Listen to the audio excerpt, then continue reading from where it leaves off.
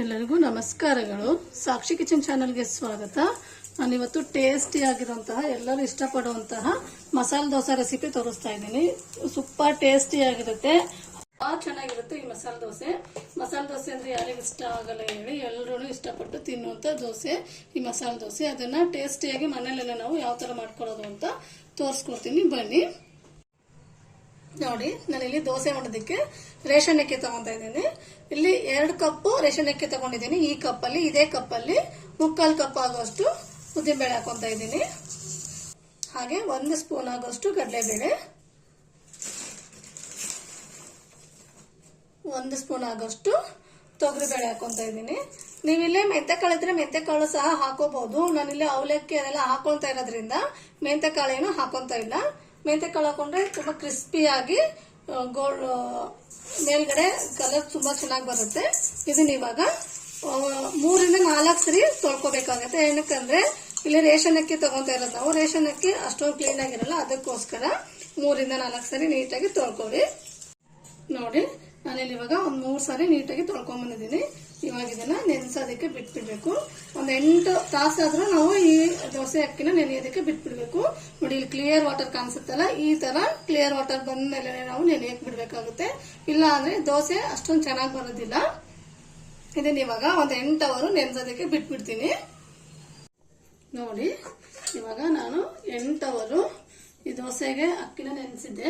ನೀಟಾಗಿ ಇವಾಗ 8 ಅವರ್ ನೆನ್ಕೊಂಡಿದೆ. ಇವಾಗ ಇದಕ್ಕೆ ನಾನು 1/4 ಕಪ್ ಆಗೋಷ್ಟು ಅವಲಕ್ಕಿನ ಸೇರಿಸ್ಕೊಂತ ಇದ್ದೀನಿ. ಇದಕ್ಕೇನೆ ಹಾಕೊಂತ ಇದ್ದೀನಿ.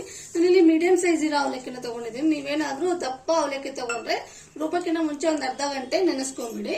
ನಾನು ಮೀಡಿಯಂ ಸೈಜ್ ತಗೊಂಡಿರೋದ್ರಿಂದ ಬೇಗನೆ ನೆನ್ಕೊಂಡ್ಬಿಡುತ್ತೆ. ಅದಕ್ಕೋಸ್ಕರ ಇಲ್ಲಿ ಅಕ್ಕಿಗೆನೆ ಸೇರಿಸ್ಕೊಂಡ್ಬಿಡ್ತೀನಿ. ಇದ್ರಲ್ಲಿರೋ ನೀರ್ನೆಲ್ಲ ಇನ್ನೊಂದ್ಸರಿ ನಾವು ತೊಳ್ಕೊಂಡ್ಬಿಟ್ಟು ಬಸ್ಕೊಂಡ್ಬಿಡ್ಬೇಕು.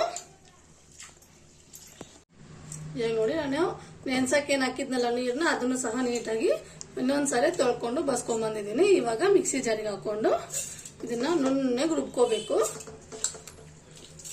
ಇಲ್ಲೊಂದ್ 3 ಟ್ರಿಪ್ ಆಗುತ್ತೆ. ನಾನು ಇದನ್ನ ನುಣ್ಣಗೆ ರುಬ್ಕೊಂಡ್ ಬರ್ತೀನಿ. ಇವಾಗ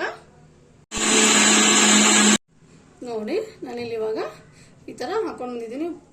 ನುಣ್ಣಗಾಗಿರ್ಬೇಕು ಈ ದೋಸೆ ಹಿಟ್ಟು, ಅಂದ್ರೇನೆ ದೋಸೆ ತುಂಬಾ ಗರಿ ಗರಿಯಾಗಿ ತುಂಬಾ ಚೆನ್ನಾಗಿ ಬರುತ್ತೆ.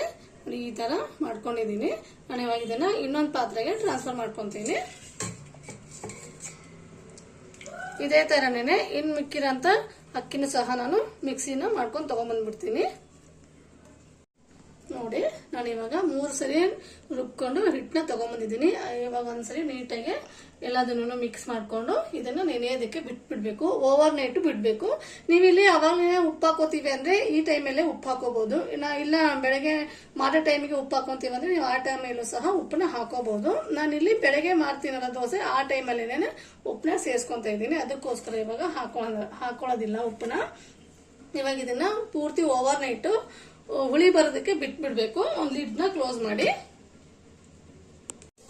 ಇವಾಗ ನೋಡಿ, ನಾನು ಲಿಡ್ನ ಕ್ಲೋಸ್ ಮಾಡಿ ಓವರ್ ನೈಟ್ ಹುಳಿ ಬರೋದಕ್ಕೆ ಬಿಟ್ಬಿಡ್ತೀನಿ. ಇವಾಗ ಬೇಸಿಗೆ ಇರೋದ್ರಿಂದ ಬೇಗನೆ ಹುಳಿ ಬಂದ್ಬಿಡುತ್ತೆ. ಹಾಗಾಗಿ ನೀವು ರುಬ್ಬೋದನ್ನ ಸ್ವಲ್ಪ ಲೇಟಾಗಿ ರುಬ್ಕೋಬೇಕು.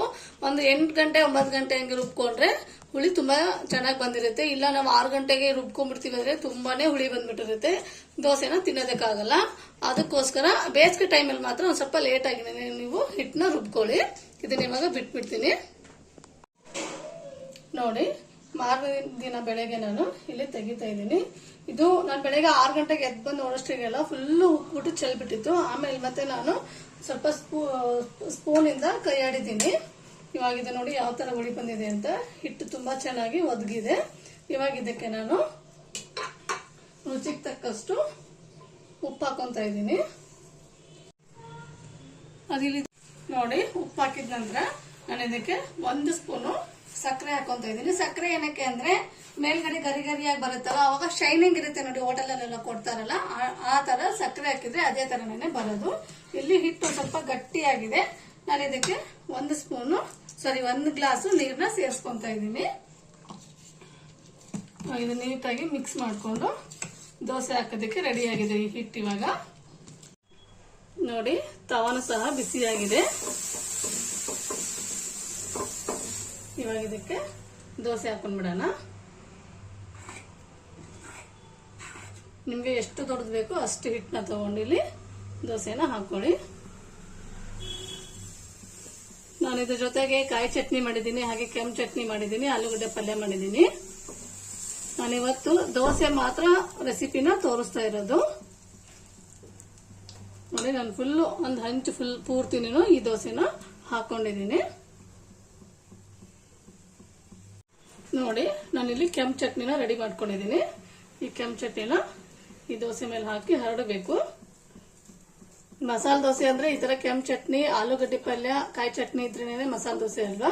ನಾನಿಲ್ಲಿ ಫುಲ್ ರೆಸಿಪಿನ ತೋರಿಸ್ತಾ ಇಲ್ಲ, ಮಸಾಲೆ ದೋಸೆ ರೆಸಿಪಿ, ಬರೀ ದೋಸೆ ಮಾತ್ರ ಈ ವಿಡಿಯೋದಲ್ಲಿ ಶೇರ್ ಮಾಡ್ತಾ ಇದ್ದೀನಿ.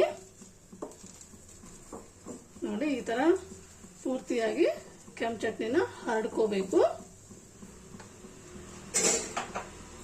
ಹಾಗೆ ನಿಮ್ಗೆ ಬೆಣ್ಣೆ ಇದ್ರೆ ಬೆಣ್ಣೆ ಹಾಕೋಬಹುದು, ಇಲ್ಲ ತುಪ್ಪ ಹಾಕೋಬಹುದು. ನಾನಿಲ್ಲಿ ಎಣ್ಣೆನ ಹಾಕೊಂತ ಇದ್ದೀನಿ, 1 ಸ್ಪೂನು. ಇದು ಇವಾಗ ನೀಟಾಗಿ ಒಂದ್ ಸೈಡು ಕ್ರಿಸ್ಪಿ ಆಗೋ ತರ ಬೇಯಿಸ್ಕೋಬೇಕಾಗುತ್ತೆ ಈ ದೋಸೆನ.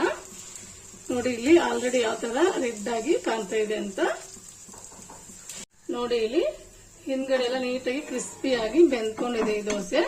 ಇವಾಗ ಇದನ್ನ ನಾನು ಟರ್ನ್ ಮಾಡ್ಕೊಂತ ಇದ್ದೀನಿ. ನೋಡಿ ಯಾವ ತರ ಕ್ರಿಸ್ಪಿಯಾಗಿ ಬಂದಿದೆ ಅಂತ. ಇದು ಇವಾಗ ರೆಡಿ ಆಯ್ತು. ನಾನು ಒಂದು ತಟ್ಟೆಗೆ ತೆಗಿತಾ ಇದ್ದೀನಿ. ನೋಡಿ, ರೆಡಿ ಆಗಿದೆ ಮಸಾಲೆ ದೋಸೆ. ಹಾಗೆ ಆಲೂಗಡ್ಡೆ ಪಲ್ಯ ಚಟ್ನಿ ಜೊತೆಗೆ ಸೂಪರ್ ಟೇಸ್ಟಿ ಆಗಿರುತ್ತೆ ಈ ಮಸಾಲೆ ದೋಸೆ. ನೋಡಿ ಯಾವ ತರ ಕ್ರಿಸ್ಪಿಯಾಗಿ ಬಂದಿದೆ ಈ ಮಸಾಲೆ ದೋಸೆ ಅಂತ. 1 ತಿಂತೀನಿ ಅನ್ನೋರು 2 ತಿಂತಾರೆ, 2 ತಿಂತೀನಿ ಅನ್ನೋರು 4 ತಿಂತಾರೆ. ಅಷ್ಟೊಂದು ಟೇಸ್ಟಿ ಆಗಿರುತ್ತೆ ಈ ಮಸಾಲೆ ದೋಸೆ. ಅಂಗಡಿಯಲ್ಲೆಲ್ಲ ಹೋಗಿ ತಿಂತೀವಲ್ಲ, ಅವಾಗ ಒಂದೇ ಸಾಕು ಅನಿಸ್ಬಿಡುತ್ತೆ. ಅದೇ ರುಚಿಯಲ್ಲಿ ನಾವು ಮನೆಯಲ್ಲಿ ಸುಲಭವಾಗಿ ಮಾಡ್ಕೊಂಡು ಈ ಮಸಾಲೆ ದೋಸೆನ ತಿನ್ಬೋದು. ಟೇಸ್ಟ್ ಮಾತ್ರ ಸಖತ್ತಾಗಿದೆ ಈ ಮಸಾಲೆ ದೋಸೆದು. ಹಾಗಿದ್ರೆ ನಾನು ಮಾಡಿರುವಂತ ಈ ಮಸಾಲೆ ದೋಸೆ ರೆಸಿಪಿ ನಿಮ್ಗೆ ಇಷ್ಟ ಆದ್ರೆ ಪ್ಲೀಸ್ ಲೈಕ್ ಮಾಡಿ, ಶೇರ್ ಮಾಡಿ, ಕಾಮೆಂಟ್ ಮಾಡಿ. ಹಾಗೆ ನನ್ನ ಚಾನಲ್ನ ಸಬ್ಸ್ಕ್ರೈಬ್ ಮಾಡೋದನ್ನ ಮಾತ್ರ ಮರಿಬೇಡಿ. Thank you.